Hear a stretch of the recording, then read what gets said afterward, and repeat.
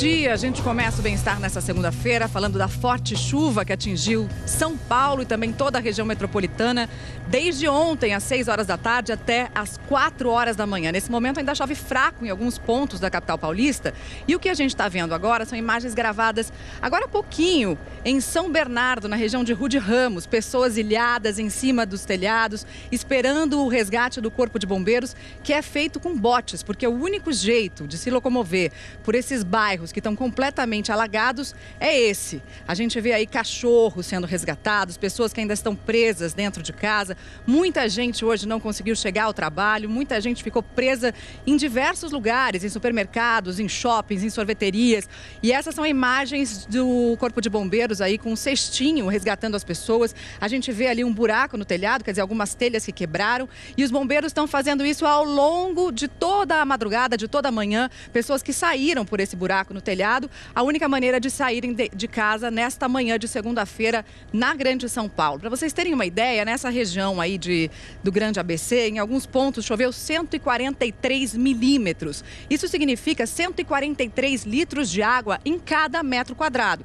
E essa imagem que a gente está vendo aí dos carros, né, cheios de lama, carros que foram abandonados, carros que estão aí esperando alguma coisa melhorar na situação dessa manhã de segunda-feira, para que as pessoas, a gente vê algumas pessoas ali empurrando ainda, tentando empurrar um Fusca. No posto de gasolina também vários outros carros ilhados, abandonados, muita lama, os funcionários tentando limpar. A gente sabe muitas vezes que os postos de gasolina são regiões um pouquinho mais altas. Então, quando chove forte, por exemplo, em São Paulo, eu mesma já fiz isso aqui em São Paulo, a gente entra num posto de gasolina tentando fugir do alagamento, mas não teve jeito não. A gente vê pelo capô dos carros onde a água chegou. Aos poucos, né, durante a madrugada, foi o volume maior, aos poucos essa água vai baixando. Essas são imagens de madrugada, para vocês terem uma ideia da quantidade de água. Aí os bombeiros resgatando as pessoas no colo, de todo jeito que era possível. Olha os caminhões, a altura da água, quantos caminhões parados. E a gente vai conversar agora pelo telefone com o Renato. O Renato passou uma noite absolutamente diferente também aqui na cidade de São Paulo. Onde você estava, Renato? Bom dia. Oi, bom dia. Eu estava dentro do Central Plaza Shopping ontem à noite e fui surpreendido pela forte chuva que deu e o alagamento na região. Efetivamente tentei sair antes que por dentro do shopping dava para verificar a Avenida do Estado. Percebi que tinha uma leve enchente, tentei sair. Aí o pessoal do shopping, da segurança, pediu para que a gente permanecesse no local, porque a perspectiva é que iria subir muito. Então, a orientação foi que a gente voltasse a ficar dentro do shopping. A gente está vendo imagens aqui, fotos que vocês mandaram para a gente do shopping, pessoas retirando, por exemplo, até as gaiolas da loja de pet do shopping. Esse shopping fica na zona leste de São Paulo. O que você tinha ido fazer no shopping, Renato? Sim, eu tinha trabalhado o dia todo, porque tem um restaurante, e no final do expediente eu quis levar meu filho menor para comer um lanche, a pedido dele. Então, no caminho do shopping, a chuva ficou muito forte. E, efetivamente, a gente ficou ilhado, totalmente ilhado de todos os lados. Tem uma estação do metrô bem próxima, pensei em deixar o carro lá e vir do metrô para Vila Prudente, mas não era possível adentrar, porque na porta da estação o volume de água era ainda maior. Então, em relação ao que você citou agora há pouco, sobre o resgate dos animais com gaiolas, no piso térreo do shopping a água ficou com cerca de 1 metro. E então a equipe dos bombeiros, preocupados porque poderia haver algum animal lá dentro do pet shop, então eles chamaram alguém que devia ter contato com a loja foi aberta, e eles resgataram um gato e mais alguns animais de pequeno porte. Mas o que ficou bem notável é que houve uma organização. O shopping ficou com algumas lojas de alimentação abertas durante a noite. Para você ter ideia, era 3 horas da manhã, tinha atendimento, porque as pessoas, parte ficaram dentro dos seus veículos, aqueles que estavam, que não usaram os carros para irem, foram de condução, ficaram nas dependências do shopping, ou em algumas atrações que o shopping tem, com algumas almofadas, enfim. Então, teve uma estrutura razoavelmente boa, assim, para a gente poder passar a noite lá, mas de qualquer forma é muito desgastante, porque parte a gente tenta dormir um pouco no carro, não consegue, enfim. Mas o seu carro não foi atingido pela água? O seu carro estava num andar alto do estacionamento? Sim, ele estava na garagem do primeiro andar. E alguns veículos do térreo, a maioria do pessoal creio que tirou com antecedente, porque é fácil subir no andar superior, mas poucos veículos foram alagados, sim, ficaram na parte de baixo. E que horas você conseguiu sair do shopping? Eu fui avisado hoje, era 8h15 da manhã, que a gente já podia sair pela principal rua, que é a Avenida do Estado, pela principal via, para poder vir aqui em direção ao Largo do Vila Prudente. E o que você viu pelo caminho aí até você chegar em casa? Porque a gente está vendo algumas imagens aqui da madrugada, é cenário de terror, né? Carros sendo arrastados pela enxurrada. E a gente sabe que essa região aí da Avenida do Estado foi uma região muito atingida pelos temporais. O que você viu até chegar à sua casa? Sim, é claro. Além de toda a lama espalhada por todo o asfalto, muita sujeira que vinda dos rios, parada nos portões das casas, os gradis do shopping, alguns veículos, até mesmo caminhões e ônibus, que a gente mal tinha visto isso, porque estavam dentro d'água, né? Agora, pela manhã, a gente percebeu que tinha bem na nossa frente até um caminhão grande que estava submerso e não estava mais agora, né? Enfim, um cenário de bastante prejuízo aí para todos os envolvidos. Imagina isso, né, gente? Você vai comer um sanduíche com seu filho no shopping e é obrigado pelo temporal a passar a noite no shopping, consegue sair do shopping só às 8h15 da manhã. O seu filho tem quantos anos? Ele tem 10 anos. Como é que ele ficou? Ele ficou muito assustado ou estava tudo sob controle lá? A princípio não, ele tinha preocupação de que horas que ele iria sair. E eu, prevendo que era uma chuva, apesar de intensidade grande, que fosse mais passageira, né, coisa que tem acontecido muito, uma chuva forte de 15 minutos, 20 minutos. Então eu falei, não, filho, daqui uma meia hora isso já abaixa. E era essa a minha expectativa mesmo. Uhum. Mas ao contrário disso, a cada vez que nós íamos lá para o parapeito, do andar superior, que a gente podia avistar o rio, a gente percebia que o rio avançava, até que tomou conta de toda a Avenida do Estado de uma forma bastante efetivo, e aí começou a pular sobre a água, começou a passar por cima da mureta do próprio shopping. Foi nessa hora que aí eu liguei em casa, né, estava o tempo todo falando com a minha esposa e com o meu outro filho, e dizendo que não tinha uma perspectiva, mas não podia imaginar que só agora pela manhã, depois de uma noite bastante longa, né, apesar de ter sido um horário normal, foi muito longo passar esse tempo todo lá, por conta da situação em si. Sem dúvida. Olha, Renato, a gente te agradece muito pelas informações, pela disponibilidade, por falar com a gente aqui no Bem-Estar. Boa segunda-feira na medida do possível para você e tudo de bom aí. Muito obrigada, viu? Agradeço, Mariana. Agradeço você também. Um abraço. Daqui a pouquinho, gente, a gente vai ver imagens ao vivo de Fortaleza, vai saber o preço do feijão por lá. Subiu em todo o país. Como substituir sem perder os nutrientes desse alimento tão importante para o brasileiro? A gente volta já já.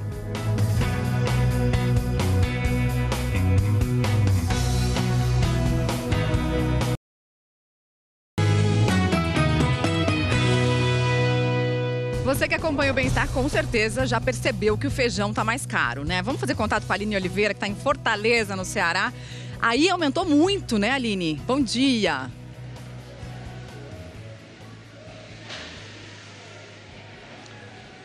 Olá, Mari, muito bom dia. Pois é, o cearense está pagando mais caro pelo feijão carioca que coloca no carrinho de compras. Ele custava até o fim do ano em torno de R$ 3,40. Agora subiu para uma média de R$ 6,40, ou seja, 90%, mas em alguns supermercados esse valor já ultrapassa. Olha só, esse feijão aqui está sendo vendido, esse aqui, por R$ 6,99, feijão carioca. Mas isso em oferta, porque o preço desse outro aqui a gente vê, ó, R$ 8,59. Quer dizer, é um salto muito grande e esse aumento, essa disparada no preço do feijão carioca não acontece só aqui, não. Segundo o Índice Nacional de Preços ao Consumidor Amplo, IPCA, em janeiro deste ano, em comparação com dezembro do ano passado, o feijão subiu 24% no Recife, 31% em Goiânia, 24% em Salvador. São apenas alguns exemplos. Agora, por que isso está acontecendo? Bom, isso porque os principais produtores do feijão carioca, que estão concentrados em Minas Gerais e no Paraná, decidiram apostar também em outras culturas como milho e soja.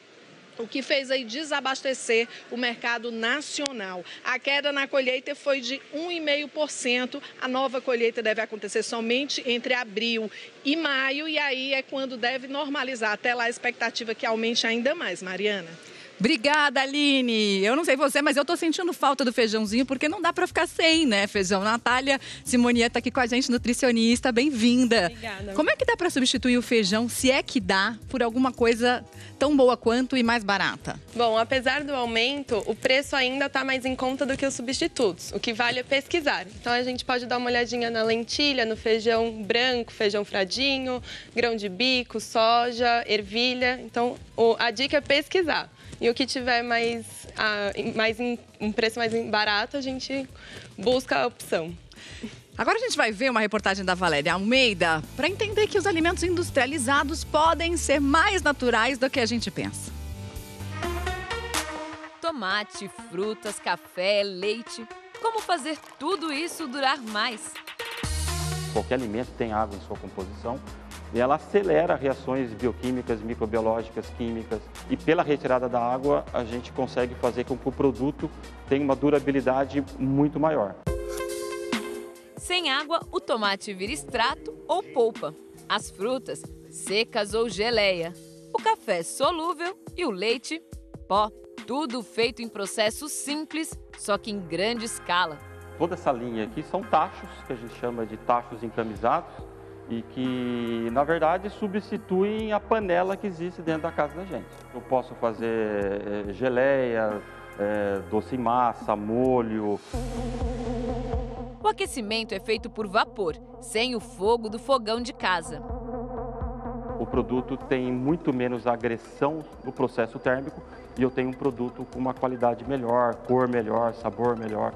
Então fica um pouco mais sofisticado, vamos dizer assim. As frutas secas também podem ser feitas em casa. É exatamente como a gente seca uma roupa no varal, não tem nenhuma diferença. Mas ficam melhores na indústria por causa desses fornos com abertura para a saída do vapor. O produto vai estar secando numa temperatura por volta de 40, 45, 50 graus, uma temperatura baixa. Para transformar leite em pó solúvel, o processo é outro. Tenho aqui equipamentos específicos para secagem. O produto entra líquido, é aquecido, evapora e encontra uma névoa de 200 graus. Em fração de segundos, ele chega desidratado e é separado no ciclone. Então aqui no ciclone eu retiro o produto em pó que você está vendo aqui. O café e o chocolate em pó são produzidos pela torra dos grãos. Essa torração ela que faz o desenvolvimento de todo o sabor e aroma que a gente espera no produto. Alimentos reconstituídos, alimentos secos, a gente tem algumas informações aqui interessantes, porque a gente acha que uva, por exemplo, passa, que a uva seca é super saudável, que pode comer à vontade, que não engorda, mas não é bem assim, né? Não é bem assim, Mari. A orientação é que sempre os alimentos in natura são a nossa preferência, o nosso padrão ouro pela manutenção e preservação das vitaminas e minerais.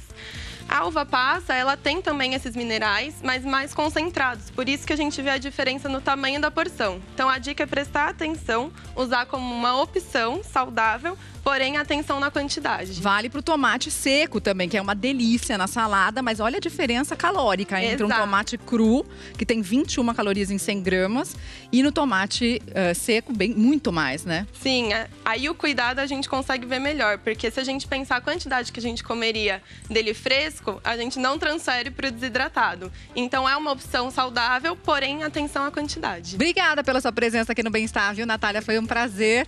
Daqui a pouquinho a gente vai ver mais imagens da chuva em São Paulo. Essas imagens aí foram gravadas agora há pouco, mais imagens de resgate. Muita gente ilhada ainda. E a gente vai entender o contato com a água, quais são os riscos para a nossa saúde que esse contato com a água traz. A gente volta já já.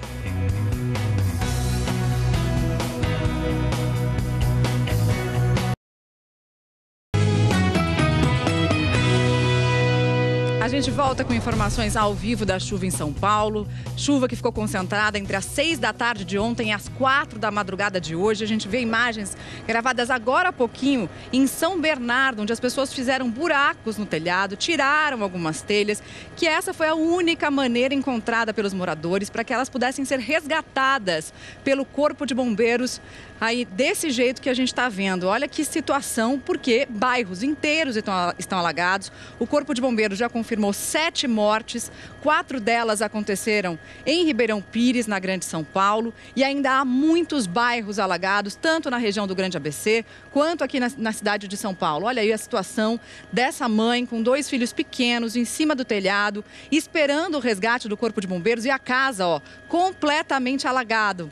Móveis, carros, tudo entrou em contato com essa água suja que a gente está vendo. O rio Tamanduateí transbordou. A Via Anchieta, que liga São Paulo ao litoral de São Paulo, também ficou alagada, chegou a ser interditada. Tem linhas de trens que não estão funcionando aqui em São Paulo. E a gente está em contato agora com o Dr. Fábio Atuí, que é consultor do bem-estar, cirurgião do aparelho digestivo. E a gente quer fazer tomar um pouco de cuidado, né, doutora Atuí, com essa água. Quais são os cuidados que as pessoas têm que ter, tanto em São Paulo quanto em qualquer outra região do Brasil, quando a gente entra em contato com esses alagamentos? Bom dia.